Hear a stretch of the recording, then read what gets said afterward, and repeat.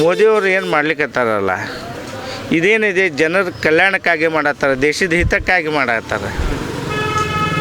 ಇದರಿಂದ ದೇಶಕ್ಕೂ ಒಳ್ಳೇದಾಗ್ತದೆ, ಜನಕ್ಕೂ ಒಳ್ಳೇದಾಗ್ತದೆ. ಕಾಂಗ್ರೆಸ್ ಸರ್ಕಾರ ಅಂದ್ರೆ ಏನೈತ್ರಿ, ಅವ್ರು ಕೊಡೋದೆಲ್ಲ ಚಲೋ ಅಂತ ಹೇಳ್ತಾರೆ, ಎಲ್ಲ ಫ್ರೀ ಕೊಟ್ಟಿದ್ದಾರೆ, ಉದ್ಯೋಗ ಎಲ್ಲ ಹೊಡೆದು ಬೀಳ್ತೈತಿ. ಇದು ಮನಸ್ಸೊಳಗೆ ಆಟೆ ಕುಂತೈತಿ. BJP ಅದಿಲ್ಲ, ವರ್ಕ್ ಅಭಿವೃದ್ಧಿ ಮ್ಯಾಗೆ BJP ಓಟ್ ಹಾಕತ್ತ ಹೊರತು ರಾಮ ಮಂದಿರ ಸಂಬಂಧ ಓಟ್ ಹಾಕತ್ತಿಲ್ಲ. ಅದು ಒಂದು ಕೆಲಸ ಆಯ್ತು, ರಾಮ ಮಂದಿರ ಮೋದಿ ಮಾಡಿದಾರೆ, ಒಳ್ಳೆ ಅಭಿಪ್ರಾಯ. ಹಿಂದೂ ಧರ್ಮದ ದೇವರ ಮೇಲೆ ಯಾಕೆ ಕಣ್ಣು ಹಾಕಬೇಕು ಅಣ್ಣ? ನಾವು ಒಬ್ಬರೇನ ದೇಶಕ್ಕೆ, ನೀವು ಅಲ್ಲ.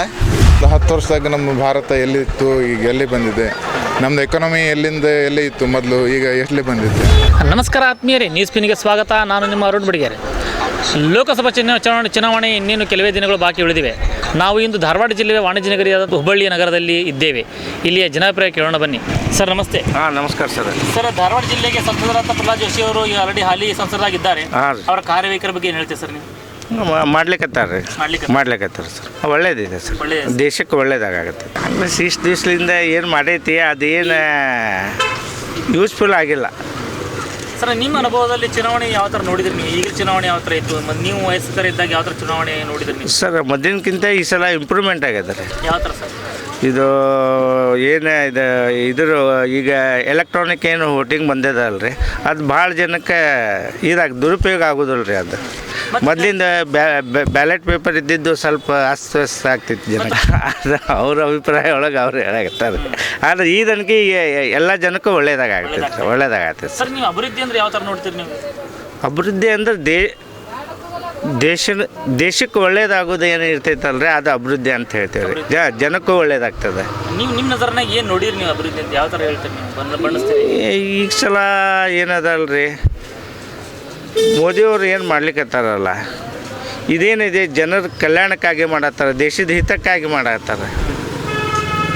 ಇದರಿಂದ ದೇಶಕ್ಕೂ ಒಳ್ಳೇದಾಗ್ತದೆ, ಜನಕ್ಕೂ ಒಳ್ಳೇದಾಗ್ತದೆ. ಕಾರ್ಯವೈಖರಿ ಅಂದ್ರೆ ಒಳ್ಳೇದೈತ್ರಿ, ತೃಪ್ತಿ ಕೊಟ್ಟಿದೆ, ಚಲೋ ಐತಿ. ಹೊಸ ಮುಖ ನೋಡಬೇಕು, ಆದರೆ ಈ ಥರ ಕೆಲಸ ಮಾಡೋರಿದ್ರೆ ಅದು ಹೊಸ ಮುಖ ನೋಡ್ಲಿಕ್ಕೆ ಅಡ್ಡಿ ಇಲ್ಲ. ಯಾವುದ್ರ ಮತ್ತಿದು ಮುಖ ಸರಿ ಬಂತು, ಕೆಲಸ ಸರಿ ಆಗಲಿಲ್ಲ ಅಂದ್ರೆ ಮತ್ತೇನು ಪ್ರಯೋಜನ ಇಲ್ಲ. ಒಳ್ಳೆ ಮನುಷ್ಯರಿದ್ದಾರೆ, ಅಡ್ಡಿ ಇಲ್ಲ. ಕಾಂಗ್ರೆಸ್ ಸರ್ಕಾರ ಅಂದ್ರೆ ಏನೈತ್ರಿ, ಅವ್ರು ಕೊಡೋದೆಲ್ಲ ಚಲೋ ಅಂತ ಹೇಳ್ತಾರೆ, ಎಲ್ಲ ಫ್ರೀ ಕೊಟ್ಟಿದ್ದಾರೆ, ಉದ್ಯೋಗ ಎಲ್ಲ ಹೊಡೆದು ಬೀಳ್ತೈತಿ. ಎಲ್ಲರಿಗೂ ಫ್ರೀ ಕೊಟ್ಬಿಟ್ರೆ ಮತ್ತು ದುಡಿತಾರೆ ಯಾರು? ಮತ್ತು ಹಾಗಾಗಿ ಫ್ರೀ ಕೊಡಬಾರ್ದು, ದುಡಿಲಿಕ್ಕೆ ಹಚ್ಬೇಕ್ರಿ. ದುಡಿಯೋಕೆ ಹಚ್ಚಿದ್ರೆ ಎಲ್ಲ ಅನುಕೂಲ. ಫ್ರೀ ಕೊಟ್ಬಿಟ್ರೆ ಏನು ಪ್ರಯೋಜನ ಇಲ್ಲ. ಫ್ರೀ ಅವ್ರಿಗೆ ಕೊಡ್ತಾರೆ, ಕಟ್ಟಬೇಕು ನಾವು ಅದಕ್ಕೆ. ಮತ್ತು ನಮಗೆಲ್ಲ ದಂಡ ತೊಗೊಳೋರು ಫ್ರೀ ತಿಂದು ಆರಾಮ್ ಕುಂತು ಬಿಡ್ತಾರೆ. ದುಡಿದು ಮತ್ತು ನಾವು ಅದು ಹೆಂಗೆ ನಡೀತೈತೆ ಹೇಳ್ರಿ ನೀವು? ಮತ್ತೆ ಮತ್ತು ಹೌದಲ್ಲ, ಎಲ್ಲರಿಗೂ ಫ್ರೀ ಕೊಟ್ಬಿಟ್ರೆ ಅದಕ್ಕೆ ದಂಡ ಅಂತೂ ಇವರು ಸರ್ಕಾರದವ್ರು ತುಂಬೋದಿಲ್ಲ, ನಮ್ಮಂಥವ್ರ ಕಡೆಯಿಂದ ವಸೂಲಿ ಮಾಡ್ತಾರೆ. ಮನೆಗೆ ಕರೆಂಟ್ ಫ್ರೀ ಕೊಟ್ಟರು, ಅಂಗಡಿಗೆ ಏರಿಸಿಬಿಟ್ರು, ಪ್ರಯೋಜನ ಏನು ರೀ? ಅದೇ ನೀವು ಯಾರಿಗೂ ಫ್ರೀ ಕೊಡಬೇಡ್ರಿ, ಎಲ್ಲರಿಗೂ ದುಡ್ಯಾಕೆ ಹಚ್ಚಿರಿ. 10 ರೂಪಾಯಿ ದುಡಿದು ಅದರಲ್ಲಿ 8 ರೂಪಾಯಿ ಹಂಸರಿ, 2 ರೂಪಾಯಿ ನೀವು ತಿಂದು ಬಿಡ್ತೀರಿ. ಮತ್ತು ಎಲ್ಲಿ ಆಗ್ತೈತೆ ಅದು? ಮತ್ತು ಅಲ್ಲಿಗೆ ಬರುತ್ತೆ, ದುಡಿತಾ ಹೋಗ್ಬೇಕು. ಬಡವ ಇರ್ತಾನೆ, ಸಾವ್ಕಾರ ಮತ್ತಷ್ಟು ಸಾವ್ಕಾರ ಹಾಕ್ಕೊಂತ ಹೋಗ್ತಾನೆ. ಮಿಡಲ್ ಕಾಸ್ಟ್ ಅದೇ, ಮತ್ತು ಎಲ್ಲಿರ್ತೈತೆ ಅದೇ ಮಿಡಲ್ ಕಾಸ್ಟ್. ಯಾಕೆ ಎಲ್ಲರಿಗೂ ದುಡ್ಯಾಕೆ ಹಚ್ಚಿರಿ, ನಿಮ್ಮ ಶ್ರೀಮಂತರು ಆಗೋದಿಲ್ಲ, ದುಡಿಯೋರ್ಕಿದ್ದಂಗೆ. ಆಮೇಲೆ ನೀವು ದುಡಿಸೋದೈತಲ್ಲ, ಎಲ್ಲರಿಗೂ ದುಡ್ಯಾಕೆ ಹಚ್ಚಿರಿ. ಮತ್ತು ನೀವು ಒಬ್ಬರಿಗೆ ಫ್ರೀ ಕೊಟ್ರಿ, 10 ಮಂದಿಗೆ ದುಡ್ಯಾಕೆ ಹಚ್ಚಿದ್ರಂದ್ರೆ ಅದರಲ್ಲಿ ಸಾಯೋರು 10 ಮಂದಿನ, 80 ಮಂದಿ ಫ್ರೀ ತೊಗೊಂಡು ಕುಂತು ಬಿಡ್ತಾರೆ. ಮತ್ತು ಎಲ್ಲರೂ ಫ್ರೀ ತೊಗೋತಾರೆ ಮತ್ತು ಸರ್ಕಾರದಿಂದ ಹೊಯ್ಕೋತಾರೆ. ಯಾರು ಮಾಡ್ತಾರೆ ಹೇಳಿ? ಫ್ರೀನೂ ತೊಗೊಳ್ಳೋದು ಮತ್ತು ಅದರಲ್ಲಿಂದ ಹಿಂದೆ ಬೊಗಳೋದು ಬಿಡೋದಿಲ್ಲ. ಹಂಗಾಗಿ ನೀವು ಫ್ರೀನೂ ಕೊಡಬೇಕು ಬಿಡ್ರಿ, ಬೊಗಳಕ್ಕೂ ಬಿಡಬೇಡ್ರಿ. ದುಡ್ರಿ ಅಂತೇಳ್ರಿ, ದುಡ್ಯಾಕರು ಬಂದಿರ್ತಾರೆ ಅವರು. ಹೌದಲ್ಲ ರೀ? ಸರ, ದೇಶಕ್ಕೆ ಪ್ರಧಾನಮಂತ್ರಿಯಿಂದ ಇದ್ದವ್ರು ಚಲೋ ಅದಾರ. ನಮ್ಮ ಮನಮೋಹನ್ ಸಿಂಗ್ ಅವರು 15 ವರ್ಷ ಆಡಳಿಕೆ ಮಾಡಿದ್ರು, ಏನು ಪ್ರಯೋಜನ? ಏನೂ ಮಾಡಲಿಲ್ಲ. 2 ಕೈ ಕಿಶಕ್ಕಿತ್ತು, ಬಾಯಿ ಬಂದಿತ್ತು, ಮತ್ತೇನಿಲ್ಲ. ಇವ್ರದ್ದೆಲ್ಲ ಖುಲ್ಲ ಐತಿ. ಇಂಥವ್ರಿಗೆ ಆರಿಸಿ ತೊಗೊಂಬರ್ರಿ, ಎಲ್ಲರಿಗೂ ಅನುಕೂಲ. ನಂದಿಷ್ಟ. ದೇಶದ ಬದಲಾವಣೆ ಎಲ್ಲಿ ಸ್ಟಾರ್ಟ್ ಆಗ್ತದೆ? ಹೆಂಗೆ ಬದಲಾವಣೆ ಆಯ್ತು? ದೇಶ ಬದಲಾವಣೆ ಅಂದ್ರೆ ನೋಡ್ರಿ, ಈಗ ಅದು ಚುನಾವಣೆ ಮೇಲೆ ಅಂತ ಹೇಳಿಬಿಟ್ರೆ, ಈಗ ಮನಮೋಹನ್ ಸಿಂಗು ಚಲೋ ಇದ್ದರು, ಅದರವರು ಕೈಗೊಂಬೆ ಇದ್ದಂಗಿದ್ರೆ ಸ್ವಂತ ಡಿಸಿಷನ್ ಏನು ತೊಗೋಬೇಕು ತೊಗೋತಿದ್ದಿಲ್ಲ. ಇವ್ರು ಸ್ವಂತ ಡಿಸಿಷನ್ ತೊಗೊಳ್ಲಿಕ್ಕತ್ತಾರ, ಚಲೋ ಅದಾರ ಮತ್ತು ಒಳ್ಳೆ ಆಡಳಿಕೆ ಐತಿ. ಸರಿ, ನೀವು ಈ ಥರ ಹೇಳ್ತೀರಿ, ರಾಹುಲ್ ಗಾಂಧಿ ಅವರಿಗೆ ನ್ಯಾಯ ಎದುರು ಮಾಡ್ತಾ ಇದ್ದಾರೆ. ಅವ್ರೇನು ಹೇಳ್ತಾರೆ, ಜಾತಿಗೆ ಜನಗಣತಿ, ನಾವು ಆರಿಸಿ ಬಂದ ಜಾತಿ ಜನಗಣತಿ ಮಾಡ್ತೀವಿ, ಗ್ಯಾರಂಟಿಗಳನ್ನು ಕೊಡ್ತೀವಿ ಅಂತ ಹೇಳ್ತಾರೆ ಸರ್. 50 ವರ್ಷ ಕನಿಷ್ಠ ಬೆಂಬಲ ಬೆಲೆ ಕೊಡ್ತೀವಿ ಎಲ್ಲ ರೈತರಿಗೆ ಅಂತ ಹೇಳ್ತಾರೆ. ಬರೋಬ್ಬರಿ ಐತ್ರಿ. ಇವೆಲ್ಲ ಕೊಡೋದ್ರಿಂದ ಜನಸಾಮಾನ್ಯರ ಮೇಲೆ ಅನುಕೂಲ ಆಗುತ್ತೋ ಇಲ್ಲ ನೀವು 50 ವರ್ಷದಿಂದ ಆಡಳಿಕೆ ಮಾಡಿದ್ರಿ, ಏನು ಚಲೋ ಮಾಡಿರಿ ಅದನ್ನು ತೋರಿಸ್ಕೊಡ್ರಲ್ಲ. ಇವರು ಬರೀ 15 ವರ್ಷ ಆಯ್ತು, ಇವರ ತಪ್ಪು. ಆದ್ರೆ 70 ವರ್ಷದಿಂದ ನೀವು ಮಾಡ್ಕೊತಿದ್ರಲ್ಲ, ನೀವೇನು ಮಾಡಿದ್ರಿ? ಯಾವಾಗ ಜನಗಣತಿ ಮಾಡಿದ್ರಿ? ನೀವು ಹಿಂದೆ ಬೀಳ್ಲಿಕ್ಕತ್ತೀರಿ ಅಂತೇಳಿ ನಾವು ಮುಂದೆ ಮಾಡ್ತೇವೆ ಅಂತಾರೆ. ಏನು ಗ್ಯಾರಂಟಿ? ಮುಂದಿದ್ದಾಗ ಮಾಡಿಲ್ಲ, ಹಿಂದಿಂದ ಏನು ಮಾಡ್ತೀರಿ ನೀವು? ಸರ್, ಇವ್ರು ಚುನಾವಣಾ ಅಜೆಂಡಾಗಳು ಮ್ಯಾನಿಫೆಸ್ಟೋ ಒಳಗೆ ಇವ್ರ ಅಭಿವೃದ್ಧಿ ಈ ಥರ ಮಾಡಿ ನಾವು ಇನ್ನೂ 10 ಪಟ್ಟು ಅಭಿವೃದ್ಧಿ ಮಾಡ್ತೀವಿ ಅಂತ ಹೇಳ್ತಾ ಇಲ್ಲ. ನಾವು ಈ ಥರ ಮಾಡ್ತೀವಿ, ಜಾತಿ ಜನಗಳಿಗೆ ಮಾಡ್ತೀವಿ, ಫ್ರೀ ಕೊಡ್ತೀವಿ ಅಂತ ಹೇಳ್ತಾ ಇದಾರಲ್ಲ, ಏನು ಸರ್? ಅದೇ ರೀ, ಫ್ರೀ ಕೊಟ್ರೆ ಮತ್ತು ಅದೇ ಫ್ರೀ ತೊಗೊಳೋದೈತಿ. ತೊಗೊಳೋರು 10 ಮಂದಿ, ಕುಂತವ್ರು 90 ಮಂದಿ, ತಿನ್ನೋರು 10 ಮಂದಿ. ಮತ್ತು ಅದನ್ನು ಆಗಬಾರ್ದು.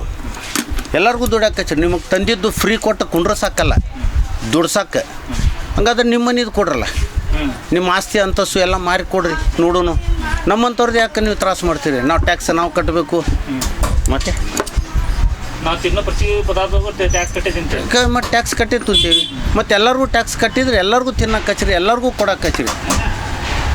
ಎಣಿಸಿ ನೀವು ಅವ್ರಿಗೆ ಕೊಟ್ಟೆ ಇವ್ರಿಗೆ ಕೊಟ್ಟೆ ಮಾಡಬಾರ್ದು. ಇದರಲ್ಲಿ ಏನಾಗ್ತೈತಿ? ನಿಮ್ದು ಸ್ವಾರ್ಥ. ನಿಮಗೆ ಸ್ವಾರ್ಥ ನೋಡಿ ನಿಮಗೆ ಓಟ್ ಹಾಕೋರಿಗೆ ನೀವು ಸ್ವಾರ್ಥ ನೋಡ್ತೀರಿ. ಹಂಗೆ ಮಾಡಬಾರ್ದು. ಮಾಡಿದರೆ ಎಲ್ಲರಿಗೂ ಒಂದು ನೋಡಿರಿ, ಇಲ್ಲ ಬಿಟ್ಟು ಬಿಡ್ರಿ. BJP ಅವ್ರು ಹೇಳೋ ಪ್ರಕಾರ BJP ಹಿಂದುತ್ವದ ಮೇಲೆ ರಾಮಲಲ್ಲ ಪ್ರತಿಷ್ಠಾಪನೆ ಮೇಲೆ ರಾಜಕೀಯ ಮಾಡ್ಲಿಕ್ಕೆ ಅದರಿಂದ ಓಟ್ ತೊಗೊಳ್ಳೋದು. ಮತ್ತು ನೀವೇನು ಮಾಡಿದಿರಿ? ಇವ್ರು ಮಾಡ್ಯಾರ, ಒಪ್ಪಿದೆ. ನೀವೇನು ಮಾಡಿದ್ರಿ? ಮತ್ತು 70 ವರ್ಷ ನೀವು ರಾಜಕೀಯನೂ ಮಾಡಿರಿ. ನೀವು ಅವ್ರ ಮೇಲೆ ಇವ್ರ ಮೇಲೆ ನೀವು ಅಂದ್ರೆ ಯಾರು ಬಿಸಿ ಮಾಡ್ತಾರೆ ಅವ್ರ ಮೇಲೆ ನೀವು ರೊಟ್ಟಿ ಸಾಕಿರಿ. ಮತ್ತೇನೈತಿ? ಎಲ್ಲರೂ ಒಂದೇ. ಆದ್ರೆ ಇವ್ರು ರಿಜಿಸ್ಟರ್ ಮಾಡಿಕೊಟ್ರಲ್ಲ ಹಿಂದೂಗೆ. ನೀವೇನು ಮಾಡಿದ್ರಿ 70 ವರ್ಷ?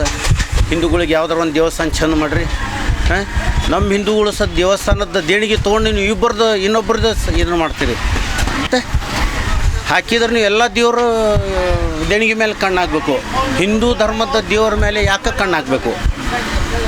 ನಾವು ಒಬ್ಬರೇನ ದೇಶಕ್ಕೆ? ನೀವು ಅಲ್ಲ. ಯಾರು ಹೇಳ್ತಾರೆ ಅಲ್ಲಿ ಆ ಪ್ರೊಡಕ್ಷನ್ ತೊಗೋಬೇಡ್ರಿ, ಈ ಪ್ರೊಡಕ್ಷನ್ ತೊಗೋಬೇಡ್ರಿ, ಅವ್ರು ತೊಗೋಬೇಡ್ರಿ. ಈ ಭೂಮಿ ಮೇಲೆ ಹುಟ್ಟಿದ್ದ ಎಲ್ಲರೂ ತಿಂತೀರಿ. ಮತ್ತು ಈ ಭೂಮಿಗೆ ಯಾಕೆ ನೀವು ಏನು ಮಾಡ್ತೀರಿ? ಹಂಗೆ ಮಾಡಬೇಡ್ರಿ. ಅಂತಿಮವಾಗಿ 2024ರಲ್ಲಿ ಯಾರನ್ನ ನಮ್ಮ ಮೋದಿ ಬರಬೇಕು. ಯಾಕಂದರೆ ಹಿಂದೂ ಪರವಾಗಿ ಹೇಳಿಗತ್ತಿಲ್ಲ. ಒಂದು ಜನಸಾಮಾನ್ಯವಾಗಿ ಒಂದು ಮಾನವೀಯತೆಯಿಂದ ಎಲ್ಲರಿಗೂ ಒಂದು ಅನುಕೂಲವಾಗಿ ದುಡ್ರಿ ಅಂಥೇಳಿ ಅವ್ರು ಏನು ಬಿಟ್ರಲ್ಲ, ಎಲ್ಲ ಅನುಕೂಲ ಕೊಟ್ರು. ಅವರು ಎಲ್ಲ ಯೋಜನೆ ಕೊಟ್ರು.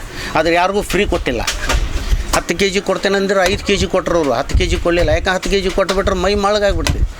ಈಗ ನಮ್ಗೆ ಮನ್ಯಾಗೆ ಕುಂತು ಪಗಾರ ಕೊಟ್ಬಿಟ್ರೆ ನಾನು ಮನ್ಯಾಗೆ ಕುಂತು ಬಿಡ್ತೀನಿ. ಅಂಗಡಿಗೆ ಯಾಕೆ ಬಂದು ದುಡಿಬೇಕು? ಆರಾಮಾಗಿ ಕುಂತಲ್ಲೇ ಸಿಗ್ತೈತಿ. ಹಾಗಾಗಿ ಅವ್ರು ಹಂಗೆ ಮಾಡಿಲ್ಲ. ಯೋಜನೆ ತೊಗೊರಿ, ದುಡೀರಿ. ದುಡಿಯೋದ್ರಿಂದ ಏನಾಗುತ್ತೆ? ದೇಶದ ಆರ್ಥಿಕತೆನೇ ಬೆಳಿತೈತಿ, ಕೊಂಡುಕೊಳ್ಳುವಿಕೆ ಜಾಸ್ತಿ ಆಗ್ತೈತಿ.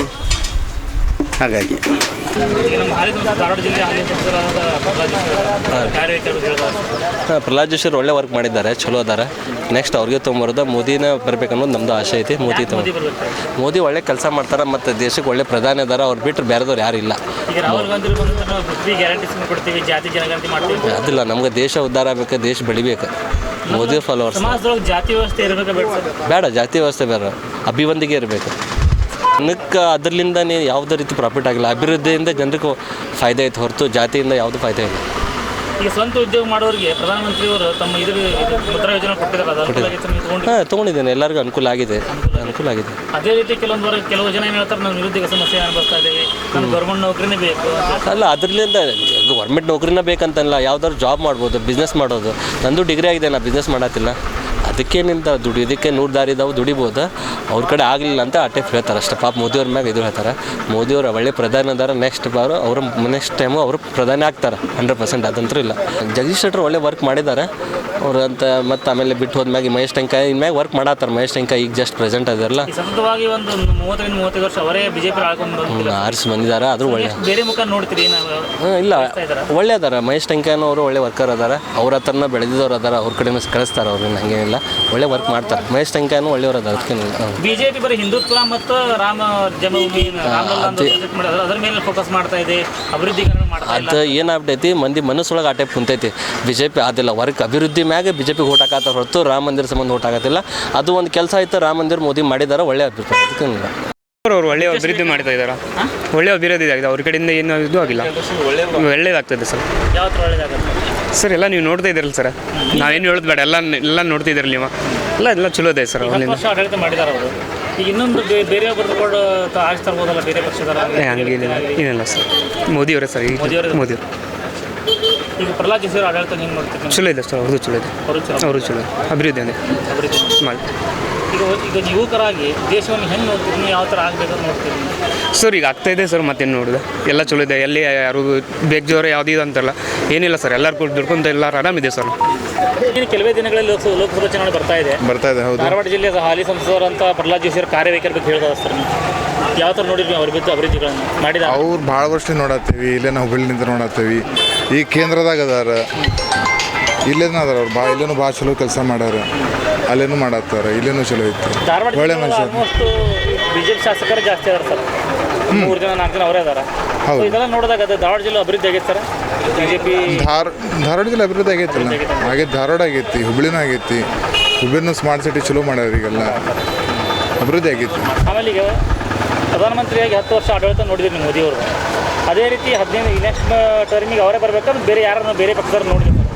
ಡೌಟೇ ಇಲ್ಲ, ಪ್ರಧಾನಮಂತ್ರಿ ಮೋದಿ ಇದನ್ನೇ ಬರೋದು ಅವರೇ, ಈಗ ರಾಹುಲ್ ಬೇರೆ ಯಾರ್ದು ಆಪ್ಷನ್ ಇಲ್ಲ. ರಾಹುಲ್ ಗಾಂಧಿ ಅವ್ರು ನ್ಯಾಯಯಾತ್ರೆ ಮಾಡ್ಲಿಕ್ಕೆ ಸರ್, ಇಡೀ ದಿನ ಪೂರ ಯಾತ್ರೆಗಳಿಗೆ ಕಳೀತಾ ಇದ್ದಾರೆ ಅವರು. ಭಾರತ್ ಜೋಡೋ ಯಾವ್ದು ಮಾಡತ್ತಾರ, ಭಾರತ್ ನ್ಯಾಯ ಜೋಡೋ ಬಿಟ್ಟು ನ್ಯಾಯಯಾತ್ರೆ ಹೋಗ್ತಾ ಇದ್ದಾರೆ. ಅದ ಮಾಡ್ಕೊಂಡು ಕುಂದಿರ್ತಾರ ಅವ್ರು, ಮತ್ತೆ ಬೇರೆ ಏನಿಲ್ಲ. ಜೊತೆಗೆ ಅವ್ರು ಹೇಳ್ತಾರೆ ಈಗ ಆತು ಮತ್ತು ಮುಂದೆ ಆತು, ಮತ್ತು ಭಾರತ್ ಜೋಡೋ ಯಾತ್ರೆ ಅದ್ರಾಗ ಅಡ್ಡಾಡ್ಕೊಂಡು ಕುಂದಿರ್ತಾರೆ. ನಾವು ಫ್ರೀ ಕೊಡ್ತೀವಿ, ಗ್ಯಾರಂಟಿ ಕೊಡ್ತೀವಿ, ಆಮೇಲೆ ಜಾತಿ ಜನಗಣತಿ ಮಾಡ್ತೀವಿ ಅಂತ ಹೇಳ್ತಾರೆ, MSP ಕೊಡ್ತೀವಿ ಅಂತ ಹೇಳ್ತಾರೆ, ಬಂದ ತಕ್ಷಣ ಆರಿಸಿ ಬಂದ್ರೆ ಅಂತ ಹೇಳ್ತಾರೆ. ಇವೆಲ್ಲ ಹೇಳಿದಾಗ ಜನ ಅದನ್ನ ನೋಡಿ ಅವ್ರಿಗೆ ಊಟ ಹಾಕ್ತಾರ ಅಂತ ಅಂತೀರಿ, ಅವ್ರು ಆರಿಸಿ ಬರ್ತಾರೆ ಅಂತ. ಜನ ಎಲ್ಲ ಕೆಲಸ ನೋಡ್ತಾರೆ ಸರ್, ಈಗ ಎಲ್ಲ ಹೇಳ್ತಾರಲ್ಲ, ಕೆಲಸ ನೋಡ್ತಾರೆ. ಲೋಕಸಭಾದಲ್ಲಿ ಬರೋದು BJPನ, ಮೋದಿನ ಬರೋದು ಲೋಕಸಭಾ ಎಲೆಕ್ಷನ್ದಾಗ. ಈ ಬದಲಾವಣೆ ಆಗ್ಲಿಕ್ಕೆ ಕಾರಣ ಏನು ಸರ್? ಇಷ್ಟೆಲ್ಲ ಬದಲಾವಣೆ ಪ್ರತಿಯೊಬ್ಬರು ಈ ಥರ ಹೇಳ್ತಾ ಇದಾರಲ್ಲ, ಅದಕ್ಕೆ ಬದಲಾವಣೆಗೆ ಈಗ ನೋಡ್ತಿರಲ್ಲ, ಒಂದು 10 ವರ್ಷದಾಗ ನಮ್ಮ ಭಾರತ ಎಲ್ಲಿತ್ತು, ಈಗ ಎಲ್ಲಿ ಬಂದಿದೆ. ನಮ್ಮದು ಎಕಾನಮಿ ಎಲ್ಲಿ ಇತ್ತು ಮೊದಲು, ಈಗ ಎಲ್ಲಿ ಬಂದಿತ್ತೆ ಇಲ್ಲ. ಈಗ 5th 6th ಇದೆ, ಈಗ ಮತ್ತು ಮುಂದೆ ಇನ್ನೊಂದು 5 ವರ್ಷದಾಗ 3rd ಬರ್ಬೇಕು. ಬಟ್ ಇವರು ವಿರೋಧ ಪಕ್ಷರು ಹೇಳ್ತಾರೆ, ಮೊದಲು ನಮ್ದು 50 ಲಕ್ಷ ಕೋಟಿ ಸಾಲ ಮಾಡಿದ್ವಿ, ಇವರು 200 ಲಕ್ಷ ಕೋಟಿ ಸಾಲ ಮಾಡಿದ್ದಾರೆ ಮೋದಿಯವರು ಅಂತ ಹೇಳ್ತಾರೆ ಸರ್.